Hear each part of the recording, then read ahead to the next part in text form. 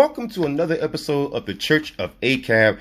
I am your pagan pastor, Father ACAB, and this comes from BET News. A former Louisville police officer in Breonna Taylor case continues to appeal termination. Miles Cosgrove, the officer who pulled the trigger that killed the 26-year-old EMT, may soon find out if he will rejoin the force. Now, with that being said, I find it to be very, very interesting. You know, there are burger flippers and people who work at Walmart who understand that if you make certain mistakes, you're going to be fired automatically. And yet police officers in this country, for some reason, they think that they actually believe that when you kill someone, you should actually keep your job.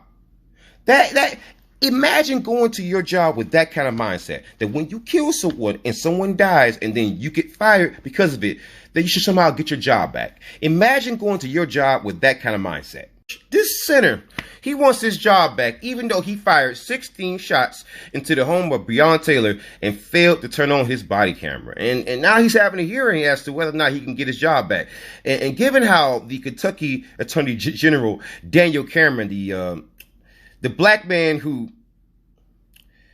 we're just going to say that not all skin folk are kinfolk,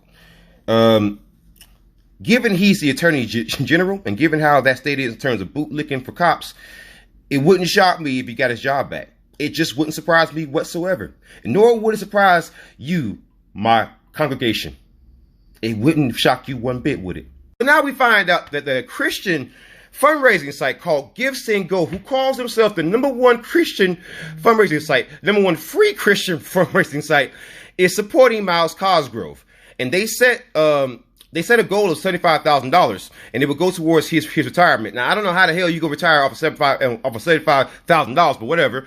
And the cop on that site had raised over $61,000. And then the River City Fraternal Order of Police said that they actually believe that there's no evidence that would substantiate this sinner's firing. That is, don't you find it to be very, very interesting? Imagine if any other union were to protect someone in that scenario. Imagine a teachers union protecting the teacher, right, who killed someone. Could you imagine that? Family, what this story shows you is not only what police officers think of you in terms of them being able to kill you and them wanting their job back, but it also exposes police unions who support these people, but also some of these Christian groups who call themselves pro-life. But if you're so pro-life, why in the world are you supporting somebody who took a life? It's very revealing, isn't it? Very much revealing.